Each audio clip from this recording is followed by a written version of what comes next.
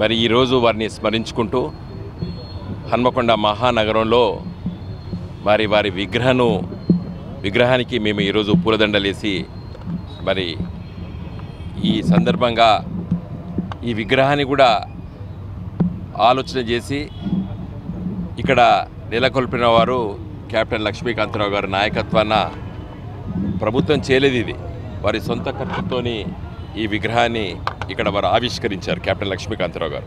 మనకందరికీ తెలుసు పివి నరసింహారావు గారి పెద్ద విగ్రహాన్ని మరి ఎన్టీఆర్ మార్గ్లో మరి అక్కడ కూడా గౌరవనీయులు తెలంగాణ రాష్ట్ర తొలి ముఖ్యమంత్రి కల్వకుంట్ల చంద్రశేఖరరావు గారి వారు అక్కడ ఏర్పాటు చేసే విషయం కూడా మనందరికీ తెలుసు. పివి నరసింహారావు గారు అంటే ఆర్థిక సంస్కరణలు ఒక ప్రధానమంత్రిగా చేసినటువంటి విషయం మనకందరికీ తెలుసు. 1991లో చాలా గొప్ప సంస్కరణలు చేసిరు, ఆర్థిక సంస్కరణలు అని తెలుసు.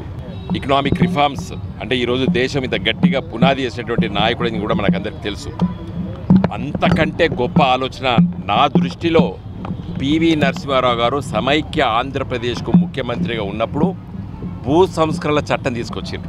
దున్నేవాడికే భూమి అని ఎర్ర జెండాలు చాలా కాలం పోరాటం చేసి ఈ తెలంగాణ గడ్డపైన దాని ఆ ఆలోచనని ఒక సంస్కరణవాదంగా వారు భూ సంస్కరణల చట్టం 1972లో తీసుకొచ్చారు పివి నరసింహారావు గారు ముఖ్యమంత్రిగా.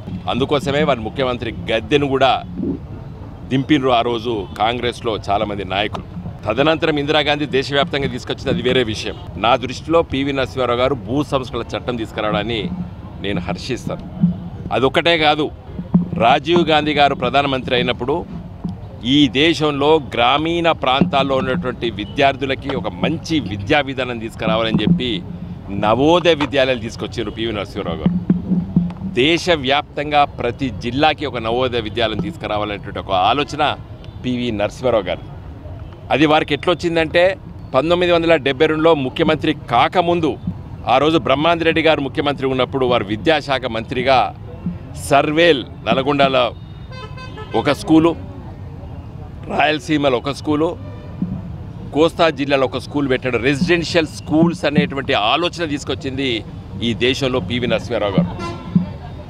అది ఆ ఆలోచనతోనే ఈరోజు చాలా గొప్ప ఐఏఎస్ అధికారులు, ఐపీఎస్ అధికారులు, ఇలా మహేందర్ రెడ్డి గారు డీజీపీగా ఉండే, ఇలా మన పబ్లిక్ సర్వీస్ కమిషన్ చైర్మన్ కూడా సర్వేలో చదువుకున్నారు. చాలామంది ఐఏఎస్ ఐపీఎస్లు తెలంగాణ నుంచి వచ్చిందంటే వాళ్ళందరూ కూడా సర్వేల్ స్కూల్లో చదువుకున్నారు. ఆ ఆలోచన తీసుకొచ్చింది పివి నరసింహారావు గారు. దేశవ్యాప్తంగా నవోదయ విద్యాలయాలు స్థాపించినటువంటి ఘనత పివి నరసింహారావు గారు. తెలంగాణ రాష్ట్రంలో కొత్త జిల్లాలు ఏర్పాటు చేసినప్పటికీ కూడా ప్రతి జిల్లాలో నవోదయ విద్యాలయాలు రాకపోవడం శోచనీయం. మరి ఇప్పుడు ఈ బీజేపీ ఎంపీలు గెలిచిండ్రు, కాంగ్రెస్ ఎంపీలు గెలిచిండ్రు. ఇప్పటికైనా కేంద్ర ప్రభుత్వంతో కొట్టాడి ప్రతి జిల్లాలో నవోదయ పాఠశాలలు తీసుకొస్తేనే పివి నరసింహారావు గారికి నిజమైన నవ్వాలని చెప్పి నేను అనుకుంటున్నాను.